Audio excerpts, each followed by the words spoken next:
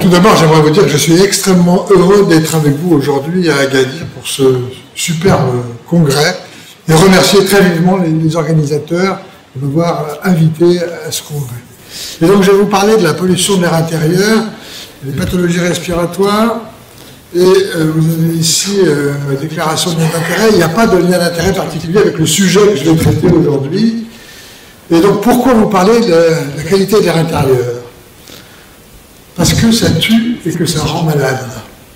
Et donc, la première diapositive est tirée d'un site qui est remarquable, qui est un site qui a été financé par la fondation Bill Gates, et qui vous donne ici, je vous explique un peu, le pointeur, voilà, pointeur, que vous voyez, qui vous montre ici en bleu les pathologies non transmissibles. Donc vous avez ici IHD, c'est pour l'ischemic heart disease, donc c'est les cardiopathies ischémiques, les accidents vasculaires cérébraux, le cancer du poumon, le diabète, le PCO. On a ici en orange ou marron, ce sont les maladies transmissibles. Vous avez ici les infections respiratoires basses, les infections néonatales. Et en vert, c'est tout ce qui est accidentel, les accidents de la route, les suicides, les chutes, par exemple.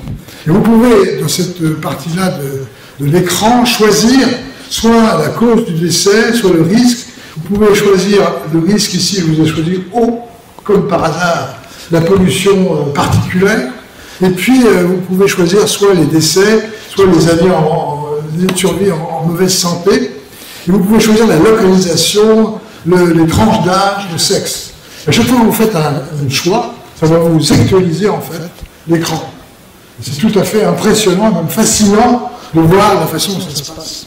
Je voulais vous dire que la surface du rectangle correspond à la prévalence de la maladie dans le système. Et donc là, j'ai choisi la pollution particulière globale, c'est-à-dire c'est planétaire.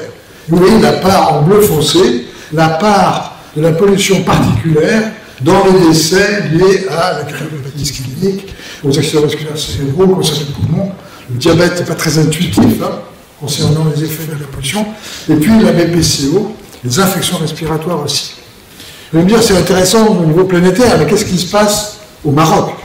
Et donc vous pouvez choisir la localisation, le Maroc, ici, et vous voyez la part de la pollution dans les différents décès.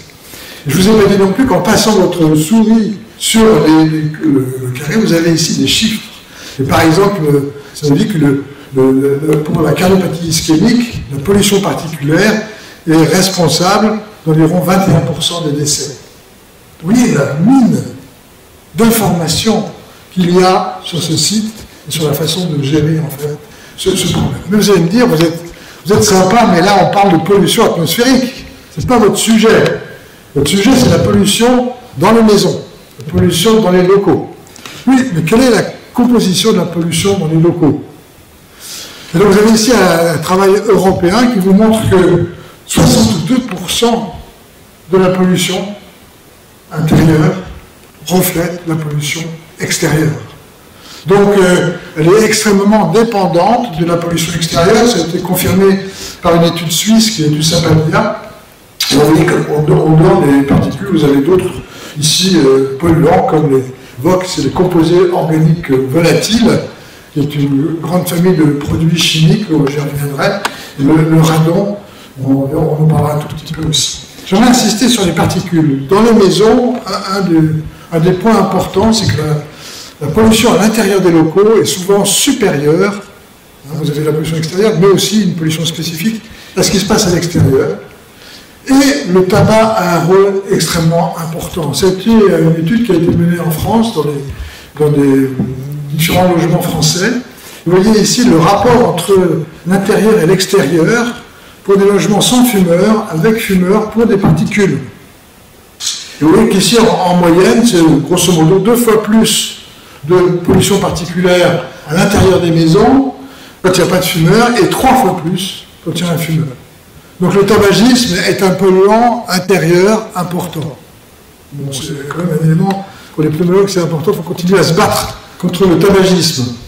Et puis, un autre élément, c'est que tout ce qui est combustion à l'intérieur des maisons, alors bien sûr, si c'est pour faire la cuisine, si c'est pour se chauffer, et au Maroc, c'est quelque chose qui est fréquent, semble-t-il, à la campagne, on utilise des foyers ouverts à l'intérieur des maisons, et les femmes et les enfants paient un lourd tribut, en fait, à cette pollution intérieure.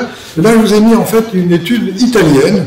Ils ont regardé la pollution particulière selon qu'il y avait un foyer ouvert, c'est en vert. Ici, les foyers fermés, vous savez, c'est l'insert, on ferme la porte sur le foyer, ou bien un poêle à granulés, en noir. Vous avez ici le nombre de particules par centimètre cube.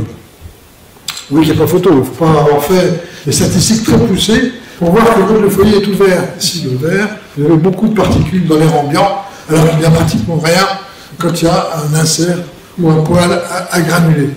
Et donc, c'est pour insister sur le fait aussi que l'expression de la pollution particulière, si vous regardez ce qui se passe dans les journaux, à la radio, à la télévision, on donne la pollution en microgrammes par mètre cube, donc en masse par unité de volume. Alors que là, c'est en nombre de particules par unité de volume. Si ces particules sont petites et très nombreuses, elles vont peser moins que les grosses particules en moindre quantité. Donc ça, c'est le point important, c'est qu'il est préférable d'exprimer les résultats en nombre de particules par unité de volume, et s'intéresser également à la qualité de ces particules. Vous imaginez que sur une particule, il peut y avoir un certain nombre de substances qui peuvent venir s'agréger, se coller. Ça peut être des métaux lourds qui sont carcinogènes, ça peut être du pollen, ça peut être des virus par exemple, ou des bactéries. Et donc la qualité de la particule est un autre élément important qu'il faut prendre en compte. Donc la masse par mètre cube, ça c'est sûr que pour l'instant on est là, il faut évoluer vers le nombre, la qualité aussi des particules. Les composés organiques volatiles, ça aussi c'est le résultat d'une étude qui a été faite dans des logements français. Et vous avez ici différents composés organiques volatiles, c'est une famille très nombreuse, les composés organiques volatiles. C'est des composés qui ont au moins un atome de carbone, un atome d'hydrogène, très très nombreux. Le méthane fait partie des composés organiques volatiles. Vous avez aussi le formaldéhyde, qui vit ici en jaune, qui est le plus présent. Et puis vous avez du benzène, vous avez le xylème, plein de substances qui sont là, qui sont en général agressives pour la muqueuse respiratoire et sont également carcinogènes. Vous voyez que quand on compare l'intérieur des maisons avec l'extérieur des maisons, là aussi, on n'a pas besoin d'études statistiques très poussées pour voir qu'il y a une énorme différence entre l'intérieur et l'extérieur des maisons. Là, c'est un travail qui a été fait par les Anglais, donc un rapport très intéressant sur la pollution. Plus loin, j'ai une référence complète. Vous avez ici le tableau de différents polluants qu'on peut retrouver. Alors, je ne vais pas les mettre les uns après les autres, parce que j'ai déjà évoqué un certain nombre, mais qui sont extrêmement nombreux. Le point, c'est que dans une maison, vous avez une très grande hétérogénéité. La pollution n'est pas la même dans la salle de bain, dans le salon, dans la cuisine, dans le grenier. Donc il y a une hétérogénéité de la pollution dans la maison. C'est également différent selon les lieux de vie. Donc dans la maison, vous avez de nombreuses activités, vous avez la combustion dans la cuisine, vous avez le tabagisme, l'utilisation de bougies, d'encens, d'huiles essentielles. Il faut essayer de supprimer. Le truc qu'on utilise dans la maison pour supprimer les odeurs, c'est bourré d'huiles essentielles et de particules. Donc évitez. Ouvrez la fenêtre. Et puis les systèmes de ventilation mal entretenus. Ensuite, dans les écoles, c'est pas la même chose. Vous avez une densité de mobilier qui est importante et les meubles, les peintures, les cols vont émettre des composés organiques volatiles. Les activités de nettoyage qui utilisent des ammoniums quaternaires, souvent en proximité de la route. Alors là, malheureusement, quand on regarde la disposition des écoles et des lycées en région parisienne, la plupart sont près du périphérique, parce que ça coûte moins cher. Et donc, c'est là où on expose le plus nos enfants à la pollution. Et puis, il y a une aération qui repose le plus souvent sur l'ouverture des fenêtres. Enfin, dans les bureaux, il y a une forte densité d'appareils qui vont émettre des particules fines et ultra fines. Ultra fines, c'est moins de 100 nanomètres de lettres massives.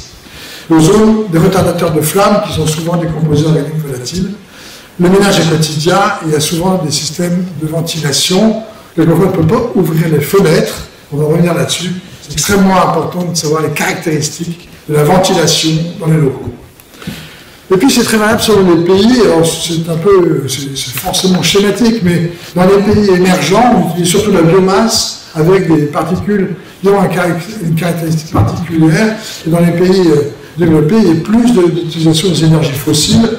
C'est caricatural, mais ça veut dire que ça peut changer d'un pays à l'autre, ça peut changer entre la ville et la campagne, et donc c'est pour souligner encore l'hétérogénéité de la pollution dans les maisons.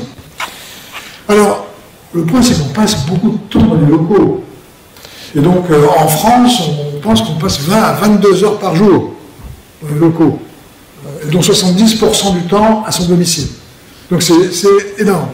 Et donc, en France, c'est donc 16h10 par jour dans son logement. Et puis, ce sont les plus fragiles qui vont le plus souvent rester à la maison et être exposés éventuellement à cette pollution domestique. Les jeunes enfants, les sujets malades, les personnes âgées, les femmes enceintes sont aussi à risque avec la pollution.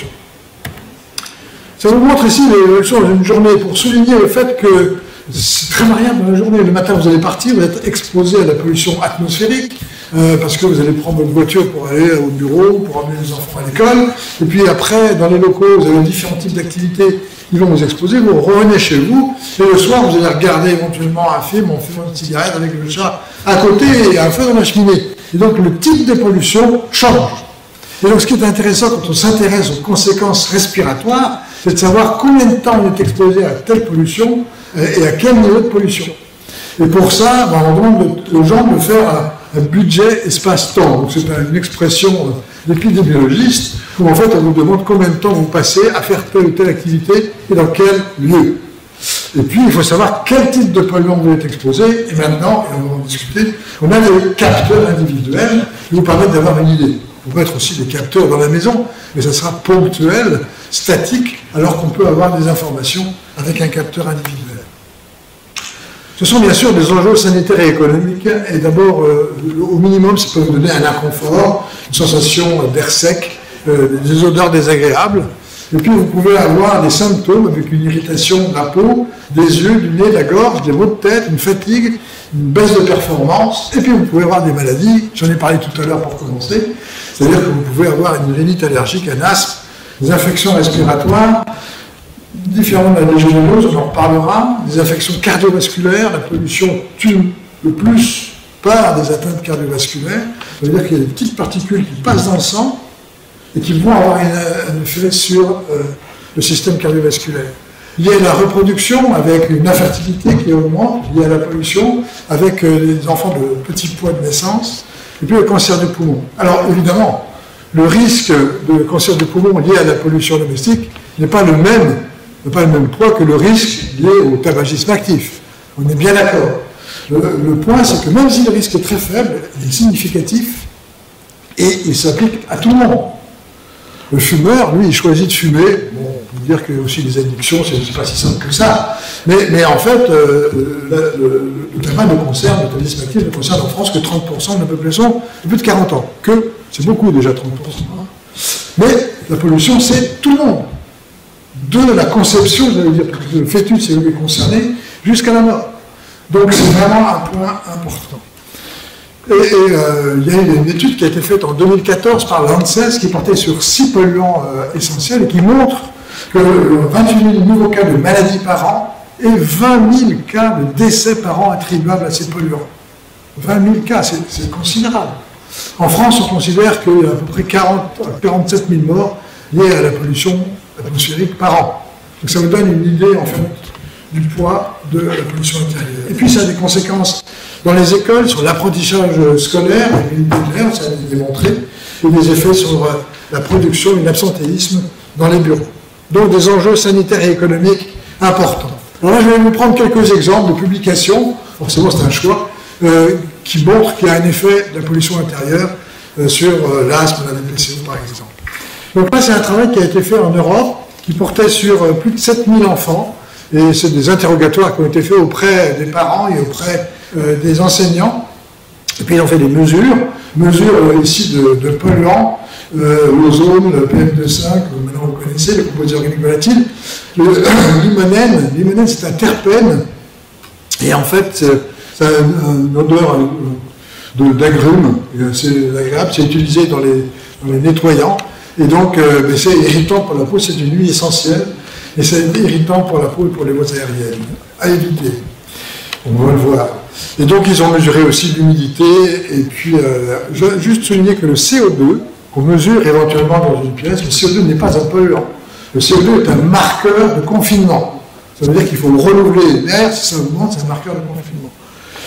Donc, ils ont regardé le lien, c'est la diapositive suivante, entre l'existence d'un seul symptôme, donc même si vous avez mal aux yeux, si vous avez des symptômes de voie respiratoire supérieure ou de l'asthme, avec les polluants. Et ce qui ressort, il y a 3 éléments qui ressortent. L'hymonène, qui est significativement associé à l'existence de symptômes chez les enfants, l'ozone et une température basse. C'est intéressant aussi en soi. Tu vas attraper froid, c'est un peu vrai en fait, hein, que la température a un rôle sur le développement d'infections et de symptômes. Donc l'hymonène et l'ozone qui vont avoir, quel que soit le modèle utilisé, et les modèles dépendent de l'ajustement. On va ajuster en fait sur différents facteurs, et plus on ajuste, plus ça devient l'autonomie ça rétrécit. Vous voyez que quel que soit le modèle, il y a un lien entre le polluant et les symptômes. Chez les soignants, il y a eu aussi pas mal d'études qui ont été faites, et là j'ai sélectionné une étude où on s'est intéressé au contrôle de l'asthme, donc en utilisant le test de l'ACT, Asthma Control Test, et avec une matrice emploi-exposition, on a regardé quelle était l'exposition d'infirmières asthmatiques au formaldéhyde, au glutardéhyde, à l'eau de javel, à l'eau oxygénée, et vous voyez que quand on fait le rapport entre ceux qui sont exposés et ceux qui sont peu exposés, l'autre ratio est significatif. Donc ça veut dire que si on est exposé à ce type de substance, on a un asthme qui est moins bien contrôlé. Il y a d'autres études qui ont été faites, notamment à Strasbourg, et qui montrent que les ammoniums quaternaires sont associés également à des manifestations asthmatiques dans le personnel soignant. Quelque chose d'un peu différent, c'est un travail qui a été fait en Floride, Miami, sur des enfants qui consultaient pour attaque d'asthme. Et ils ont recherché quels étaient les facteurs qui sont à l'origine de cette attaque d'asthme. Moi, je pensais, en sélectionnant cet article, que ce serait le tabagisme parental qui allait sortir. Eh bien non, c'est le fait d'avoir repeint l'intérieur de la maison au cours de l'année précédente. Donc ça veut dire qu'il faut vraiment, dans l'interrogatoire qu'on a face à un asthmatique, aller rechercher dans son environnement les différents facteurs qui peuvent aggraver sa maladie, et notamment les travaux, les nouveaux meubles, la façon dont il est entouré dans son domicile. Vous voyez que c'est quand même assez significatif. L'autre, c'est un autre travail qui a été fait en Suisse, le long de l'autoroute suisse. On a regardé quels étaient les symptômes. Ici, vous voyez, le point noir, c'est le sifflement avec des problèmes respiratoires, avec des rhumes, le toux chronique avec l'expectoration. Et vous voyez, en fonction de la distance de l'habitation par rapport à la voie de circulation. Donc, si vous habitez à moins de 200 mètres de la voie de circulation, vous avez plus de symptômes, 2 à 3 fois plus de symptômes que si vous habitez ici à 500-600 mètres. Donc c'est clairement lié à la pollution particulière et au NOx, aux dérivés oxygénés de l'azote, émis par les véhicules. Un mot sur le radon, pour aller très vite. Le radon est donc un gaz radioactif qui émet des particules alpha et qui est dérivé de l'uranium. On s'est rendu compte en 1946, quand on a exploité les mines d'uranium de façon intensive, qu'il y avait un certain nombre de mineurs qui avaient un cancer du poumon. Puis on s'est rendu compte que dans certaines régions du monde, les roches granitiques pouvaient émettre du radon. Et ce radon rentre dans les habitations et peut provoquer, est un facteur de risque de cancer du poumon. Et en France, 5 à 10% des cancers du poumon sont liés à une exposition au radon. C'est considérable. Dans certaines régions, les municipalités luttent contre le radon. Le problème, vous allez me dire, mais au Maroc, qu'est-ce qui se passe? Au Maroc, ce n'est pas un problème. Ça, c'est une carte de l'OMS. Vous avez en vert des régions où il y a une activité radon. Donc vous voyez qu'en Europe, c'est beaucoup, en Amérique. Et en rouge, ici, ça veut dire qu'il n'y a pas d'activité radon. Donc on peut passer, c'est plutôt une bonne nouvelle en ce qui concerne le Maroc. Et des sujets d'actualité sur la qualité de l'air intérieur, sur la rénovation énergétique et les nouveaux bâtiments, il est extrêmement important de s'intéresser à la ventilation, au renouvellement de l'air. Je vais en reparler. Il y a de nouvelles activités, par exemple le fait de vapoter à l'intérieur de son habitation, de son logement, est-ce que ça a des conséquences sanitaires? Le fait, alors là vous avez une imprimante 3D. L'imprimante 3D va utiliser des produits chimiques, ça va générer des particules. Est-ce que ces particules sont toxiques ou pas? On ne sait pas. Donc il y a pas mal de recherches sur ce type d'exposition. Il y a aussi des recherches pour modéliser la prédiction de la qualité de l'air intérieur. Enfin, il y a des dispositifs de mesure qui sont disponibles maintenant, qui coûtent peu cher, mais qui sont en général d'une fiabilité discutable. Pas tous, mais souvent. Et donc là, j'ai mis quelques exemples d'objets connectés. Vous voyez que vous avez une station qui vous mesure le CO2. Donc je vous rappelle, le confinement, il faut ouvrir les fenêtres. Le CO, les composés organiques volatiles, les particules fines. Vous avez ici un autre modèle, je n'ai pas d'action particulière. Ce qui est intéressant, c'est que c'est des Chinois, un porte-clés. Il va vous mesurer les polluants. Donc c'est pas très cher. Je ne sais pas combien de temps ça dure et si c'est très efficace. C'est très fiable. Et puis vous avez le Flow, qui coûte à peu près 150 € et qui vous permet d'avoir une mesure des particules, du NOx et des composés organiques volatiles. Et ça vous permet de suivre l'évolution. J'ai oublié de venir à la maison, j'aurais dû vous l'apporter pour vous montrer et pour regarder dans la salle si on avait une pollution éventuelle. Mais donc c'est assez facile à utiliser, c'est relié à votre téléphone. En France, on a quelques éléments de législation, de réglementation. On a un étiquetage qui vous permet de sélectionner des produits A+, qui sont peu émetteurs de composés organiques volatiles. En général, ce n'est pas les moins chers. Il faut surveiller la qualité de l'air intérieur dans les établissements recevant du public, c'est une partie de la réglementation. Ça se met en place, mais ce n'est pas encore partout. Il y a des valeurs limites de qualité de l'air intérieur pour le monoxyde de carbone, l'amiante, le radon. Il faut mesurer, il faut expliquer que ce n'était pas toujours le cas, il faut prendre des décisions quand on dépasse les seuils, et donc ce n'est pas toujours le cas non plus. Donc là aussi on a des progrès. Les derniers progrès sur lesquels on peut avancer, ce sont les débits réglementaires aux bouches de ventilation. Quand on finit un bâtiment, à la réception du bâtiment, on doit s'assurer que la ventilation mécanique contrôlée fonctionne selon les normes. Eh bien, ça n'est fait que dans 30% des cas dans une étude récente. Donc il y a encore pas mal de progrès à faire. Comment on peut améliorer la qualité de l'air intérieur? Bien sûr, en réduisant les sources de pollution. Il ne faut pas fumer de façon générale, il ne faut pas fumer dans le logement. Réduire les sources d'humidité avec les moisissures qui risquent de provoquer, on l'a vu hier, des pneumatiques d'hypersensibilité. Choisir des matériaux A+, respecter les recommandations des fabricants pour les produits de nettoyage, ne pas utiliser les sprays par exemple, les sprays ménagers dégraissants par exemple pour les fours, c'est extrêmement agressif pour la muqueuse respiratoire. Il a été montré que c'est associé à plus de fréquences d'asthme. Renouveler l'air, aérer au moins 15 minutes par jour, ne pas obstruer les entrées d'air et les bouches d'extraction et maintenir 2 cm sous les portes. On a aussi la possibilité d'utiliser des épurateurs d'air. Donc là, j'ai sorti un travail qui a été publié dans la McCann Review, où en fait, ils ont regardé l'effet de mise en place d'épurateurs d'air dans le domicile de sujets atteints de BPCO, donc des ex-fumeurs, en mettant 2 appareils qui étaient un filtre PA et puis un filtre carbone actif, charbon actif. On est dans la chambre, l'autre dans la pièce de vie, le tout pendant 6 mois, et le critère de jugement, c'était l'effet sur le système parasympathique. Et ça, on mesure ça de façon assez simple, en mesurant la variabilité du rythme cardiaque. En fait, votre variabilité du pouls, elle doit normalement être importante, ça veut dire que vous êtes en bonne santé. Et puis, si vous avez une réduction de la variabilité du pouls, c'est pas bon signe, ça pourrait être un signe de risque cardiovasculaire. Et donc, il vaut mieux augmenter sa variabilité du pouls. Et vous voyez ici, quand on regarde, ça c'est des placebo en U carré, et vous avez ici une variation, alors là c'est différents traitements mathématiques, mais c'est la root mean square of successive differences. Vous avez ce qui est significatif du système parasympathique, vous avez une augmentation significative de la variabilité. Et donc ça c'est bon signe, ça veut dire qu'effectivement on peut espérer améliorer la santé cardiovasculaire de nos sujets de PCO, c'est vrai aussi pour les hautes fréquences ici. Donc peut-être un effet, en tout cas chez les sujets malades, des épurateurs d'air, en sachant que ces épurateurs d'air doivent être maintenus, il faut changer les filtres, enfin, c'est pas quelque chose aussi simple que ça.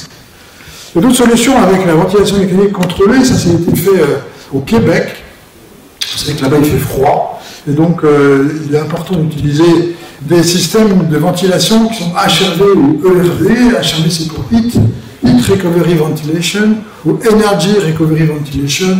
Il n'y a pas de grosse différence. Le principe c'est que l'air qui sort et qui est chaud va réchauffer l'air qui rentre. Et donc on fait une économie d'énergie de ce point de vue. Ils ont comparé 40 foyers avec des enfants asthmatiques, soit qui avaient une ventilation contrôle normale, soit une ventilation mécanique moderne. Et vous voyez qu'il y a une diminution des sifflements respiratoires, des hospitalisations et du contrôle de l'asthme, une amélioration du contrôle de l'asthme. Et donc, ce n'était pas significatif, parce que ce n'était pas suffisamment puissant, mais c'est des indicateurs que la ventilation est un élément important. J'aimerais souligner le fait que là, on s'intéresse au confort, on s'intéresse à la température, on ne s'intéresse pas du tout au risque infectieux. Et donc, avec le Covid, on s'est rendu compte que le Covid peut être véhiculé par des aérosols, peut être véhiculé sur des particules de pollution. Il y a eu pas mal de débats là-dessus, mais je pense que maintenant, on peut considérer effectivement qu'il y a un risque de contamination via la ventilation. Et donc, on a eu à l'Intercommunal de Créteil un cluster de patients hospitalisés parce qu'ils ont été contaminés via la ventilation. Donc, c'est extrêmement important que le système de ventilation soit conçu pour tenir compte des économies d'énergie, mais aussi du risque infectieux. Et donc, il y a une tribune, je dirais, dans Science, qui insistait sur l'importance d'investir sur les systèmes de ventilation pour non seulement conserver l'énergie, mais aussi pour limiter le risque infectieux. Et ils comparaient ça c'était un peu provocateur, mais à la fin de leur tribune, ils comparaient ça à l'épidémie de choléra à Londres.